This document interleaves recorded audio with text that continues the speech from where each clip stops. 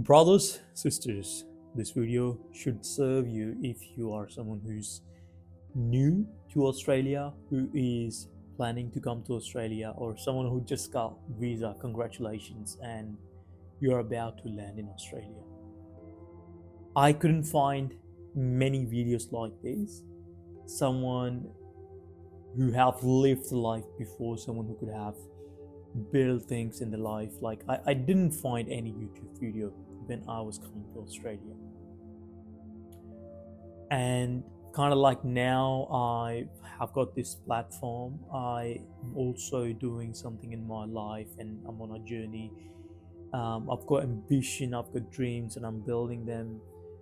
Um, Trying to chase or building a life worth living with family, obviously good money, good career for myself and future for the future family as well. So if you are a bit skeptical or you getting skeptical about Australia, how things gonna be, this video should serve you as a reality check.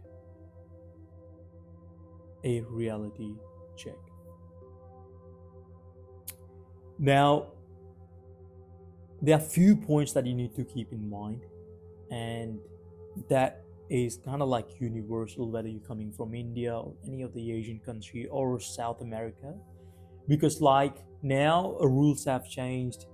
So getting student visa for Indian students kind of like it's a bit difficult, but South Americans, you guys are coming here, so for sure you might be doing some really good research, because South Americans, like people from Mexico, Brazil, Chile, all these people, they are not really fan of Australia, but like obviously education consultants are now promoting Australia to these countries because number one, they're level one, easy to get visa, and you can come here to learn English. So first thing first that you have to keep in mind, and obviously if you cannot speak really good English, that's not a problem, but you have to learn to speak good English. Because if you can't speak good English here, yes, you can find your community, but it's going to be a really, really huge barrier in your career. It's harder for you to grow. So maybe you are coming to Australia just to learn English. That's your visa that you got, right? But if you got that, like that specific reason, you make sure that you're putting a lot of efforts to improve your English, like I did. In 2017, when I first landed in Singapore, I couldn't speak English at all. I was just a guy from a small village, farmer's family was my background. And I landed in Singapore. That was completely a new world for me. I'm not even saying new country, new world for me. High tech, people speaking English, people doing all sorts of modern world things that I haven't even imagined, like someone who's living in farms and didn't even explore his own city properly. You can say what could be the experience be like. So I had to push myself to learn English, and I get harsh on myself. I was just watching YouTube videos with subtitles on every single day. I would play English music and I was just watching Netflix series in a way, like, I want to portray or copy a certain character the way they would speak, and I was just trying to copy them. I was learning new single word every single day, new vocabulary. That was the kind of journey. Because you see what was happening with me, right? I was coming from Indian background. Now, when you come from Indian background, number one, obviously you struggle with English. But number two, if you manage to speak in English, you will have a strong accent and people would pick that up. And I'm not saying like, okay, Australia is a racist country. No, Australia is not a racial country. Like, we do have multiracials here, but like they are not really that racist. I believe Australians are very warm. There always some sort of percentage in every single community, every single country, that people are who bit like rebellions against immigrants or any sort of stuff. But in general, you will find day to day Australians are very, very warm people. They welcome you, they greet you, especially working adults, they understand struggles because they are going through the same struggles as you are. They are going through the struggles of building families, so they understand it. They will welcome you. They will treat you nice. But the thing is, if you want to compete here, you can't find shortcuts. You have to be someone worth of skill set. Now, that brings me down to the next point, which is your degrees don't matter here in Australia. Your skills do. And now the reason why I'm saying this because Australia actually rewards skill set. They need people who can actually do the things, not just like, okay, I have, let's just say, someone could come from India and I got masters or MCom in accounting. That degree could be useful in India, but here, no. People need someone who's got some real, genuine experience. And this is how some sort of like own thing that has been built up in Australia as well. They would prefer Australian education over anything else. They would prefer Australian certification on everything else. They would prefer people who could experience in Australia than overseas. Now, no doubt, Australia do welcome people with experience from overseas, like there is a global talent visa as well and a lot of different things, right? But it only applies to small portion of people, and majority of you, I believe, you coming with lesser experience or minimal experience, or you're just new to a workforce. So in that kind of circumstances, I would suggest to learn some sort of skill set in your home country, whether you're coming from South America or any Asian country. And the skills that I'm talking about, trade skills like carpentry, something that you can do with your hands. People value that here. And it's easy to find jobs as well. Look, I came to Australia in 2022, yeah, and I didn't have as such any professional skill that I can leverage on. I can just get a job. Even though I come from Singapore and I was doing advanced diploma in hospitality and tourism, that's what I got, diploma in hospitality tourism as well.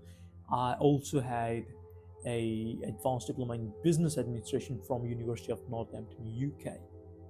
Now those qualifications, they were good, but it does not mean that they would get me a professional job here. So I had to start with a warehouse job. I got a job in a warehouse in a company called Spudshed as a pickpacker, and I'm very grateful for the team members and the managers that, my manager was a good guy, not in the essence of like, I'm not speaking like, behavior or whatsoever, but he was a good guy. He focused on shaping me to be a better employee, to be a better worker. He gave me the skill set. He pushed me harder to be a better person so I can be someone worth of value that he can rely on. You see, that's what Australians love here. They want people that they can rely on. So if you have that reliability, that someone can count on you, I think you're already winning. Because the thing is, people here, like, for sure, they would want someone who's got some sort of skill set, but they also want someone who's got a character that they can rely on. Because skill set, Australians can teach their own way to the people, but they can only teach to someone who is willing to learn, who's willing to be coachable. So you could be a coachable person. And another thing which is a bit personal that I would want you to expect, and that is you'll be lonely for the first 6 months. You'll be very, very lonely. And I'm telling you, for the first couple months, you will just find your way out in Perth, like in a new city in this country. So, but it depends on individual to individual as well, like depends on your personality, whether you're extrovert or introvert, right? So if you are someone who's introvert, you're gonna struggle for the first few months, or I would say 6 months at least, to find your tribe, to find your people. But it's not a big issue, but I want you to expect that this could happen. So you prepare your mind accordingly. But someone who's extrovert, obviously, you can make friends easily. Like you go to a new workplace and you're gonna make some friends in there. You go to college or class, you're going to make some friends in there as well. But above all that stuff, this country will offer you networking opportunities as well. Now, if you're coming specifically to Western Australia, which is Perth City, that's the main one. If you're coming here, right, there is a government body called Study Perth. Now, Study Perth, what they do, they look after international students' well-being, whether it's finding jobs, whether it's finding internships, whether it's about networking events, whether it's about journal mental health counseling, or like, any sort of accommodation help. Like if you're struggling to find accommodation, they will also help you with that. So that's the government body, and it's free of cost. It's available to every single international student, and time to time they do have free food, so you can just go to their office, which is in Perth City, and go chill around. They got some games to play around. They got some people. Look, there are so many other international students who also come there, so you get to meet them. In short, what I'm trying to say, I want you to expect that you'll be lonely for the first 6 months, but that's not the case for everyone. That's just the worst case scenario, and I want you to expect worst case scenario, because worst thing could happen. I had to live in car for a couple months. Sleep in car, you could say. The reason was very simple. Like, I didn't know how things were working out. I was kind of new to Australia. And you know how you come in here and your friend, or you would just find a room on Facebook and someone would just say, okay, you just pay me like this amount of money and you can stay in here. After staying like 3-4 months, and then the individual would say, oh, sorry, I've got someone else paying me more money. Unfortunately, you have to go. And now last minute, you cannot do that. Like you cannot find new room. It's like kind of hard. So I'm like, okay. That was challenging period, obviously, but I saved a lot of money as well. I didn't have to pay rent. That was a really good learning experience. So I'm just speaking of worst case scenario. I want you to expect these kind of things and mentally just be prepared to face anything, because this is a new world, new country. And these things, will only make you stronger, will only make you smarter, will only make you more courageous. If these challenges wouldn't come to your life, they're kind of like plain. You don't really build up your character as well. Now I'm confident. I am very confident that you put me in any situation and I'll survive. Hold on a sec.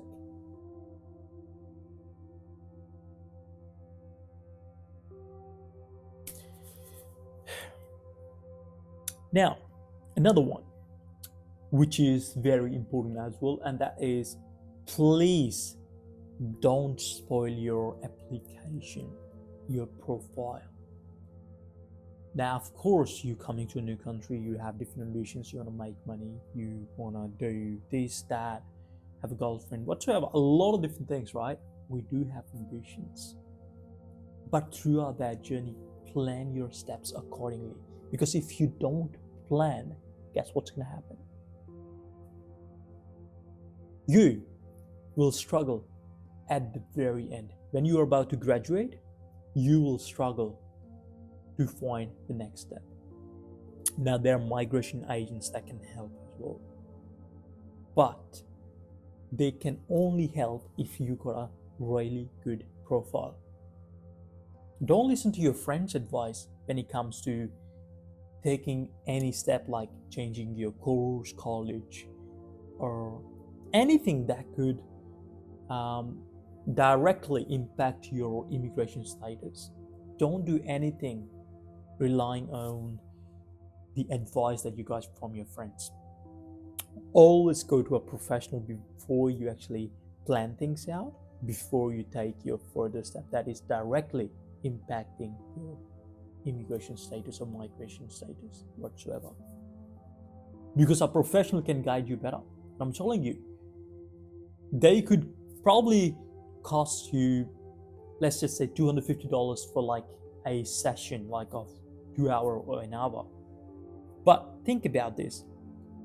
It's way more better, or it's worth it to pay $250 to someone to get a right knowledge rather than relying on someone advice that is not even professional, plus you don't even know whether it's going to bring you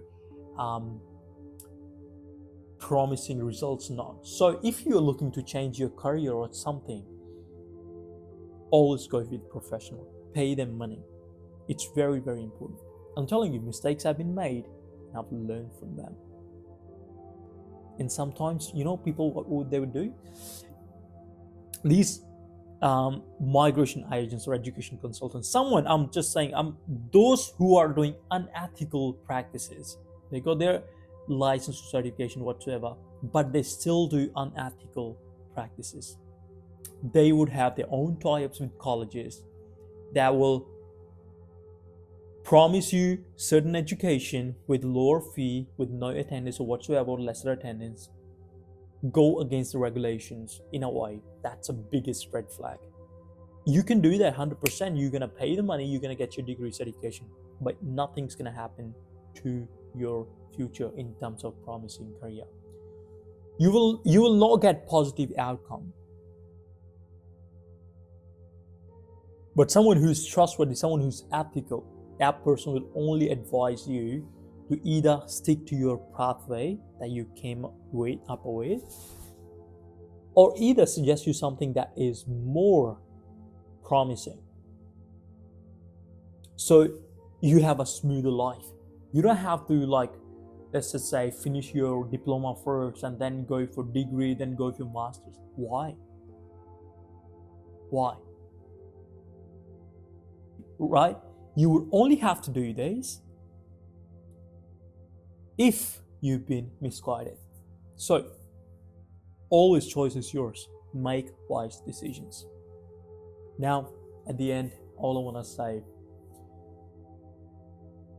Australia is a good country. It's safe for girls, women. Police officers are very, very active. It's a good country in terms of medical health system as well. Healthcare is very good. Community is supportive. Plenty of jobs opportunities. Plenty of career progression opportunities as well. And there are a lot of people, whichever country you're coming from, there are a lot of people ahead of you who have done things in a proper way and they have built life for themselves. So if they can do it, you can do it. In short, all I want to say, it's a very good country. If you're making a decision to come in here, welcome to the country, welcome to Australia. It's a very, very good country. It will reward you definitely, but it requires hard work. And it requires someone's clean intention, pure heart as well. We all do some mistakes, make mistakes here and there. But keep your heart clean. Always have good intentions about other people. Follow the system. Don't try to abuse the system. Respect the system and the process involved in here. And you will get what you need. Nearly in 10 years, you'll be way, way more secure and settled. And that's all I wanted to say. If you want to stick around, you want to get more videos like this, I'm planning to come up with a podcast as well with our Punjabi community. So if you're someone who wants to stick around and you want to get this kind of content regarding marketing, business, building life as an international student, you may want to follow this account, or you may want to stick around on my Instagram. So my Instagram is also mentioned in the description. My handle is @the_Mickey_Farmer. So Mickey, that's Instagram. Just type Mickey Farmer, you'll find me. I'll see you in next video. Bye bye.